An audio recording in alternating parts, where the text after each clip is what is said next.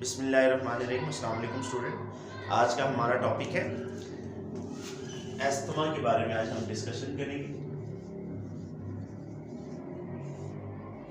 Asthma, Urdu में इसको asthma को कहते हैं दमा।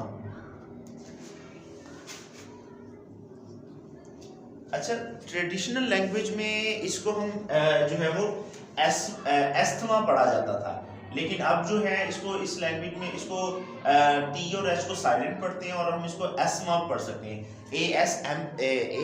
टी और एच को साइलेंट पढ़ेंगे और हम इसको पढ़ेंगे एस्मा, ASTHMA, एस्मा मतलब कि जो है ये दमा इसको कहते हैं। स्टूडेंट, जो ऑलरेडी हमने रेस्पिरेटरी डिसऑर्डर डिस्कस कर लें, जिसमें सबसे पहले हमने कहा था जो ब्रोंकाइटिस था, उसके बाद एम्फीसीमा और उसके बाद हमने जो है वो आज निमोनिया और आज जो हमने एस्मा को स्टार्ट किया है। ब्रोंकाइटिस की बात करें, ये जो तमाम जो डिसऑर्डर हैं, जो तमाम जो डिजीज़ हैं, इन सब में हमने देखा था कि जो इसकी जो फर्स्ट लाइन है वही उस डिजीज़ का मुकम्मल जो है वो इंफॉर्मेशन दे रही है। तो अगर हम एस्मा की बात करें, तो दमे की बात करें, तो ये जो है ये भी इन्फेक्शन हमने ये भी रिलेट कर रहा है कुछ हद तक ब्रोंकाइटिस से।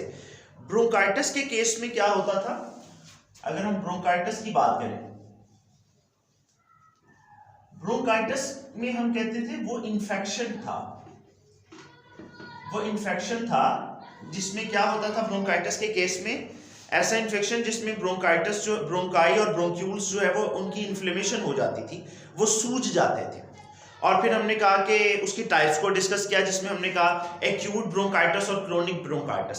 हम कहते हैं एक्यूट ब्रोंकाइटिस की जो डिजीज़ है, ब्रोंकाइटिस की डिजीज़ में जो पेशेंट है वो रिकवर हो सकता है, वो ख़ास ड्यूरेशन के बाद रिकवर हो जाता है, लेकिन हाँ वो क्रोनिक ही क्यों ना हो ब्रोंकाइटिस, उसमें रिकवरी हो सकती है।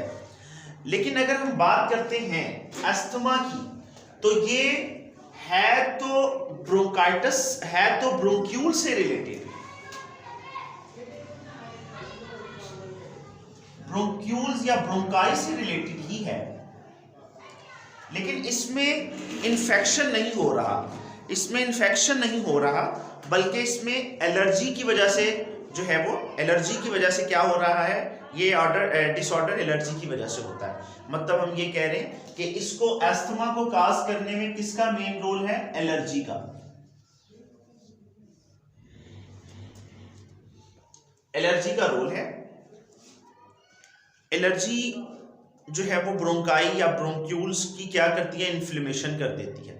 अब जब वो इन्फ्लेमेशन कहते हैं फूल जाना, जब ब्रोंकाई या ब्रोंक्यूल्स में सूजन आ जाएगी तो एक्सचेंज ऑफ गैसेस जो है वो जो स्ट्रक्चर है रेस्पिरेटरी ट्रैक्ट जो है वो डैमेज हो जाएगा, जिसकी वजह से एक्सचेंज ऑफ गैसेस जो है वो रुक जाएंगे। तो स्टूडेंट, अगर हम बात करते हैं एलर्जी की बात करते हैं, एलर्जी काज करती है एस्थमा को। और एलर्जी कहां पर, एलर्जी की वजह से होता क्या है कि जो पर्सन है वो सेंसिटिव होगा, पर्सन का जो रेस्पिरेटरी ट्रैक है वो सेंसिटिव होगा, लाइक उसको एलर्जी हो सकती है। हम कहेंगे एलर्जी जो है वो किस तरह की हो सकती है, एलर्जेंस क्या होते हैं, हम कहते हैं एलर्जी काजिंग एजेंट जो होते हैं, एलर्जी काजिंग एजेंट्स को हम एलर्जेंस कहते हैं। तो ये एलर्जी काजिंग एजेंट्स क्या हो सकते हैं, वो स्मोकिंग भी हो सकती है, धुआं भी हो सकता है, उसके अलावा वो परफ्यूम भी हो सकता है, वो डस्ट भी हो सकती है, वो डस्ट ही नहीं, वो हो सकता है वो पोलन्स भी हो सकते हैं, पोलन ग्रेन्स। लाइक अगर हम बात करते हैं पोलन्स ग्रेन्स की बात करते हैं, तो डिफरेंट बाहर के मौसम में जो है वो फूलों की नुमाइश जब जहाँ लगती है डिफरेंट रीजन्स में, पंजाब के डिफरेंट रीजन्स में, तो फूलों की नुमाइश लगती है तो उससे पोलन ग्रेन्स की जो मूवमेंट होती है हवा के अंदर बहुत ज्यादा होती है, जिसकी वजह से क्या हो सकता है, जिसकी वजह से अस्थमा हो सकता है। अस्थमा जो है उसके डिफरेंट तरह के जो है हम ये कह सकते हैं कि क्या है, उसके काजिज हैं। बेसिकली कि अगर काजिज की बात, एलर्जन तो उसके काजिज ही है कि हम सारे उसके क्या पढ़ रहे हैं, ये काजिज हैं कि जो काज करते हैं एलर्जी को। अगर मैं कहता हूं एलर्जी को काज कर रहे हैं तो होता इसमें क्या है, सबसे पहले अगर हम बात करते हैं ये सारे काजिज हैं जो कि काज करते हैं, इनको एलर्जेंस भी कह सकते हैं। ये एलर्जेंस क्या काज करते हैं, ये अस्थमा काज करते हैं। होता क्या है कि पेशेंट जो है वो बहुत सेंसिटिव हो जाता है, पेशेंट सेंसिटिव हो जाता है, लाइक उसका जो रेस्पिरेटरी ट्रैक है,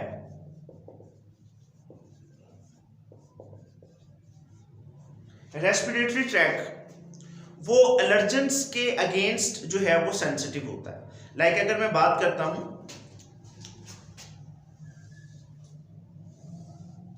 अगर हम रेस्पिरेटरी ट्रैक को ड्रॉ कर लेते हैं तो हम कहते हैं कि अगर से फॉर एग्जांपल एक दफा अगर परफ्यूम एक पर्सन ने जो है वो परफ्यूम के पार्टिकल्स चले गए हैं रेस्पिरेटरी ट्रैक में, तो हम कहते हैं फर्स्ट ऑफ ऑल एकदम से तो नहीं हो सकता ना, एकदम से परफ्यूम गई तो चलो जी दमा हो गया, नहीं।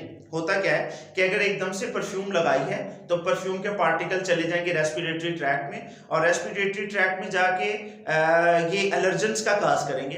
एलर्जेंस हम कहेंगे बॉडी जो है वो सोचेगी, सेल्स जो है वो सोचेंगे कि ये चीज आ गई है, परफ्यूम आ गई है, तो सेल्स रिस्पॉन्स शो करेंगे, ब्रेन को बताएंगे, उसके मुताबिक अपने आप को वो एलर्जेंस एक्ट करेंगे एज अ एंटीजन, और उस एंटीजन के खिलाफ बॉडी क्या करेगी, अपने आप बॉडी एंटीबॉडीज बना देगी। बॉडी क्या बना देगी, एंटीबॉडीज बना देगी। से फॉर एग्जांपल ये हम कहते हैं कि रेस्पिरेटरी ट्रैक में एंटीबॉडीज आ गई हैं, रेस्पिरेटरी ट्रैक में हो गई, तो जब फिर कभी दूसरी मर्तबा परफ्यूम के पार्टिकल्स आएंगे रेस्पिरेटरी ट्रैक में, तो क्या होगा, ये जो एंटीजन है और ये जो एंटीबॉडीज हैं ये आपस में रिएक्शन शो कर देंगी और हाइपर सेंसिटिविटी होगी, जिसकी वजह से एस्थमा का अटैक हो जाएगा। एस्थमा का अटैक मतलब कि क्या हो सकता है, अभी मैं सिम्टम्स के जरिए से भी आपको इंट्रोड्यूस करवाऊंगा कि बेसिकली हम पहले ये पढ़ना चाहते हैं एस्थमा का केस। एस्थमा काज हो रहा है एलर्जी की वजह से, एलर्जी जो काज करते हैं एजेंट उनको कहते हैं एलर्जेंस, जो कि एलर्जी एजेंट भी हो सकता है या एलर्जी काजिंग फैक्टर भी हो सकता है। ये क्या करते हैं, एलर्जी को काज करते हैं। उनमें कौन कौन सी चीज हो सकती है, स्मोकिंग भी हो सकती है, परफ्यूम भी हो सकती है, डस्ट भी हो सकती है, पोलन भी हो सकती है। लेकिन ये सेम उसी तरह ब्रोंकाइटिस ही की तरह का है कि ब्रोंकाइटिस में इन्फ्लेमेशन हो जाती थी ब्रोंक्यूल्स की। ब्रोंक्यूल्स या ब्रोंकाई जो हैं, इसमें भी ब्रोंक्यूल्स और ब्रोंकाई क्या करेंगे, एस्थमा के केस में ब्रोंक्यूल और ब्रोंकाई जो है उनकी इन्फ्लेमेशन हो जाएगी, उनमें क्या आ जाएगी, सोजन आ जाएगी, वो फूल जाएंगे। लेकिन हम कहते हैं कि ये जो जिस तरह ब्रोंकाइटिस की डिजीज जो थी उसमें हमने डिस्कस किया था कि वो उसका ड्यूरेशन कुछ अरसे का होता है, कुछ मंथ का होता है, वीक का होता है, जिसके बाद रिकवरी के चांसेस हो जाते हैं, रिकवर हो सकता है, पेशेंट रिकवर हो जाता है उसमें। लेकिन एस्थमा के केस में बॉडी जो है जिसमें हमने एंटीजन और एंटीबॉडीज के दरमियान में बॉन्डिंग बनाई है हाइपर सेंसिटिविटी की वजह से, ये जो एस्थमा का केस होगा इसमें पेशेंट रिकवर नहीं हो सकता। इसमें पेशेंट एलर्जी जो है वो क्या होगी कि एलर्जी की वजह से उसको ये प्रॉब्लम सारी जिंदगी फेस करना पड़ेगी। और हम क्या कर सकते हैं, हम एलर्जेंस को भी खत्म नहीं कर सकते, ठीक है, हम एलर्जेंस को भी खत्म नहीं कर सकते और एंटीबॉडीज को भी हटा नहीं सकते। मतलब ये कहना चाह रहा हूं कि ये एस्थमा के केस में ये जो ऐसी बीमारी है जिसमें हम कह सकते हैं कि इसका इलाज नहीं है, हालांकि न्यू टेक्नोलॉजी, जदीद जो टेक्नोलॉजी आ रही है जिस पे अभी काम हो रहा है, लेकिन एस्थमा का कोई हम कह सकते हैं कि इलाज नहीं है, मतलब ये सारी जिंदगी तक रहने वाली डिजीज है। चलिए अब देखते हैं सबसे पहले होता क्या है। तो इन्फ्लेमेशन हो जाती है ब्रोंकाई और ब्रोंक्यूल्स की। ब्रोंकाई और ब्रोंक्यूल जब फूल जाएंगे तो क्या पैसेज जो हवा का आना और जाना वो इजी होगा कि डिफिकल्ट होगा? ऑब्वियसली डिफिकल्ट होगा। सूजन जब हो जाएगी, ट्यूब्स में सूजन हो जाएगी, ट्यूब जो है वो सूज जाएंगी, जिसकी वजह से, और सूजने की वजह से वहां पर म्यूकस भी पैदा होगा। म्यूकस पैदा होगा तो हवा का जो पाथवे है, गैसेस का जो पाथवे है, ऑक्सीजन और कार्बन डाइऑक्साइड की गैसेस का जो पाथवे है वो डिस्टर्ब होगा, हवा आ नहीं सकती, और जिसकी वजह से सीवियर कंडीशन में ऐसा भी हो सकता है, क्रोनिक कंडीशन में ऐसा भी हो सकता है, अस्थमा के केस में डेथ भी हो सकती है।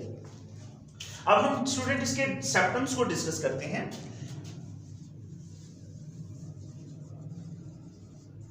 सिम्पटम्स अगर इसके देखे जाए, तो सबसे पहले पेशेंट को क्या होगा अस्थमा के केस में, वही जो एक हमने पहले वाले जो डिजीज है उनमें डिस्कस किया है। पहला जो इसका सिम्पटम्स है वो क्या होगा, वो इसका कफ, अस्थमा के पेशेंट को कफ भी आएगी। दूसरा इसका जो इसका दूसरा सिम्पटम्स है, सिम्पटम जो दूसरा है कफ के बाद उसको शॉर्टनेस ऑफ द ब्रेथ भी हो सकता है, शॉर्टनेस ऑफ ब्रेथ, सांस में तंगी आएगी। सांस में तंगी आएगी मतलब सांस में तो तंगी ऑब्वियसली आएगी जब ब्रोंक्यूल, बेसिकली ये क्या है कि इन्फ्लेमेशन है, ये सूजन है। ब्रोंकाई और ब्रोंक्यूल जब सूज जाएंगी, तो जब सूज जाएंगी तो उनका एरिया पैसेज वे जो होगा वो नैरो हो जाएगा, नैरो हो जाएगा, खुद सूज गई है तो रास्ता जो होगा वो तंग हो जाएगा। जब रास्ता तंग हो जाएगा नालियों का, तो हवा का इखराज, हवा का आना और जाना, ऑक्सीजन का, गैसेस का आना और जाना क्या हो जाएगा, ब्लॉक हो जाएगा। तो उसके बाद अगर हम देखें शॉर्टनेस ऑफ ब्रेथ की बात करें, जिस तरह के ऑलरेडी ये जो सिम्पटम्स हैं वो हर तरह की जो है वो जो रेस्पिरेटरी डिसऑर्डर थी उसमें रिपीट हो रहे हैं। उसके बाद अगर हम बात करें, अगर हम बात करें तो अस्थमा के शॉर्टनेस ऑफ ब्रेथ हो सकती है, मसल्स जो है वेट लॉस, हमारी बुक में मेंशन नहीं किया गया लेकिन वेट लॉस भी हो जाता है, वेट लॉस हो जाना। उसके बाद क्या होगा, अच्छा उसके बाद एक और चीज भी इसमें मेंशन में करता जाऊं, अगर अस्थमा के केस में पेशेंट अस्थमा का है, उसको एलर्जी है, एलर्जी की वजह से उसको मतलब प्रॉब्लम हो जाता है, तो एलर्जी के अगर वो एक्सरसाइज करेगा तो एक्सरसाइज करने से क्या होगा, एक्सरसाइज अगर पेशेंट कर रहा है अस्थमा का पेशेंट, तो उसका जो रेट ऑफ ब्रीथिंग है वो भी इंक्रीज हो जाएगा, और डेप्थ जो है सांस का तो सांस का आना जाना ये भी एक उसकी डेप्थ भी इंक्रीज हो जाएगी, और साथ रेट ऑफ जो रेस्पिरेशन है वो भी इंक्रीज हो जाएगा। मतलब पेशेंट को अगर पेशेंट एक्सरसाइज कर रहा है तो वो इंक्रीज कर जाएगा रेट। लेकिन दूसरा नाइट टाइम भी कहा जाता है। अच्छा एक्सरसाइज करेगा जब उसको सांस से नहीं मिलेगा, हार्ड वर्क करने लग जाएगा अगर अस्थमा का पेशेंट, तो तब भी तो चांसेस हो सकते हैं, उसकी सांस के रुकने के चांसेस हो सकते हैं। मतलब ये क्रोनिक डिजीज है, मतलब इसका इलाज नहीं है, इसका इलाज हम ट्रीटमेंट अभी डिस्कस करेंगे। लेकिन ये सबसे ज्यादा अगर मैं बात करूं तो किसी ना किसी बीमारी में रिकवरी के चांसेस हमने डिस्कस किए, लाइक ब्रोंकाइटिस की बात करूं तो रिकवरी के चांसेस थे, लेकिन अस्थमा के केस में ये जो बीमारी है जिंदगी के साथ चलने वाली बीमारी है, ठीक है। अच्छा फिर पेशेंट एक्सरसाइज करता है, हार्ड वर्क करता है, तो क्या होगा, जो रेट ऑफ ब्रीथिंग है, रेट ऑफ उसका क्या, उसका सांस लेने का जो अमल है वो भी तेज हो जाएगा, और उसकी डेप्थ जो है, उसका जो दौरानिया है या उसकी जो गहराई है सांस की, लंबे लंबे सांस, ठीक है, वो आने लग जाएंगे, ठीक है। उसके बाद नाइट के वक्त क्या हो सकता है, रात के वक्त भी ये प्रॉब्लम अस्थमा का अटैक हो सकता है। वो कैसे, हम जिस तरह कहते हैं ना कि हमारी बॉडी जो है, हमारी बॉडी में अगर हम किडनी की बात करते हैं तो किडनी के ऊपर हमारे होते हैं जो है एड्रीनल ग्लैंड होते हैं, वो कॉर्टिकोस्टेरॉइड, हमारी नेक्स्ट चैप्टर्स में हम डिस्कस करेंगे हार्मोनल जो है वो हार्मोन्स के बारे में। अच्छा और कॉर्टिकोस्टेरॉइड हार्मोन पैदा करते हैं हमारे किडनी के ऊपर जो ग्लैंड है जिनको एड्रीनल ग्लैंड कहते हैं, वो कॉर्टिकोस्टेरॉइड हार्मोन पैदा करते हैं। ये कॉर्टिकोस्टेरॉइड बेसिकली स्टार्टिंग हो जाते हैं मॉर्निंग से लेके, मॉर्निंग में इनकी प्रोडक्शन ज्यादा होती है, ये प्रोडक्शन हमारी बॉडी में ज्यादा होती है, तो ये हमें अस्थमा से भी बचाते हैं।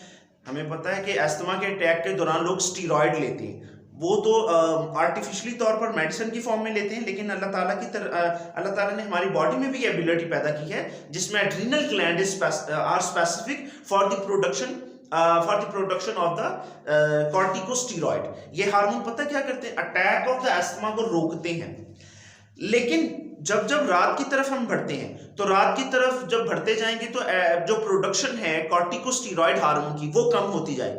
अब जब कॉर्टिकोस्टेरॉइड हार्मोन की प्रोडक्शन कम होती जाएगी तो नाइट टाइम में अटैक ऑफ द अस्थमा वो इंक्रीज हो जाएगा।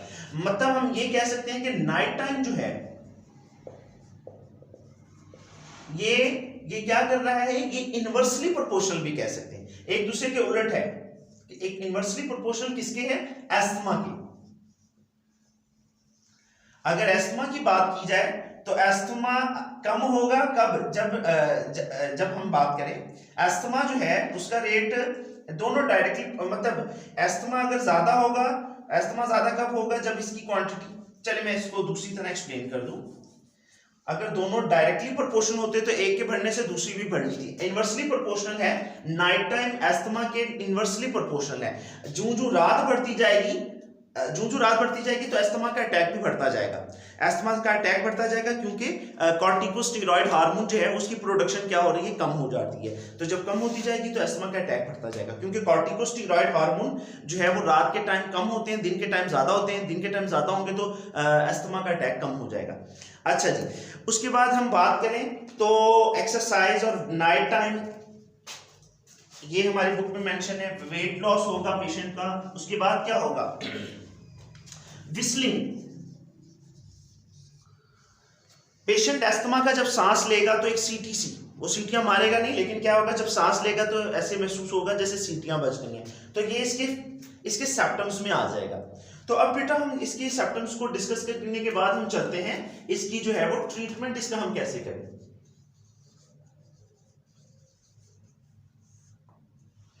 ट्रीटमेंट की अगर बात करें ट्रीटमेंट की बात करें तो ट्रीटमेंट के लिए इस तरह की मेडिसिन है जो क्या करती हैं, डायलेट करती हैं।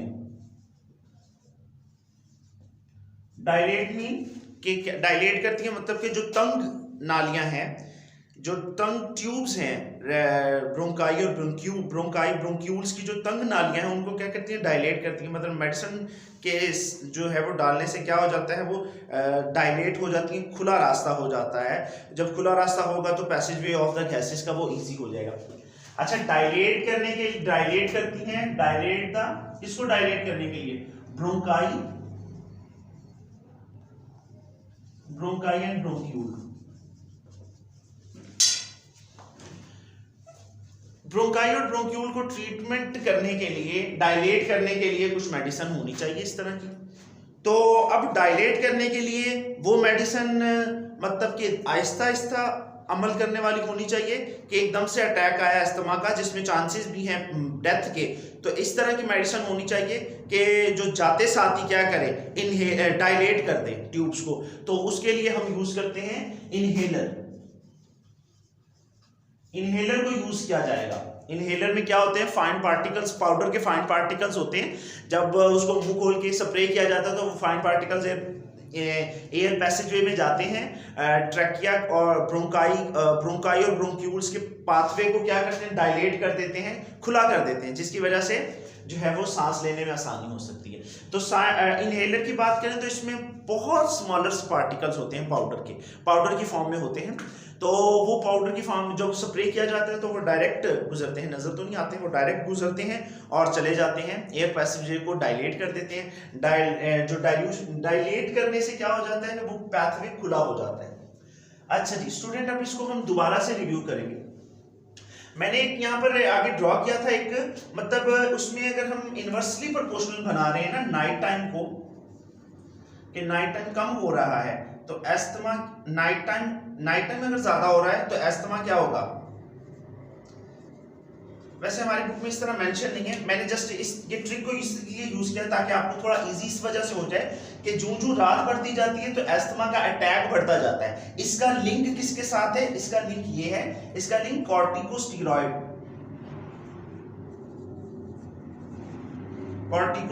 हार्मोन्स के साथ है, जो कि नाइट टाइम में क्या होते हैं, प्रोडक्शन कम हो जाती है। जब नाइट टाइम में प्रोडक्शन कम हो जाती है तो अस्थमा का अटैक बढ़ जाता है। ओके स्टूडेंट, दोबारा से रिव्यू करते हैं इस डिजीज को। सबसे पहले हम देखेंगे एस्थमा। एस्थमा की बात करें, एस्थमा क्या है? Allergy. It is the infection of allergy.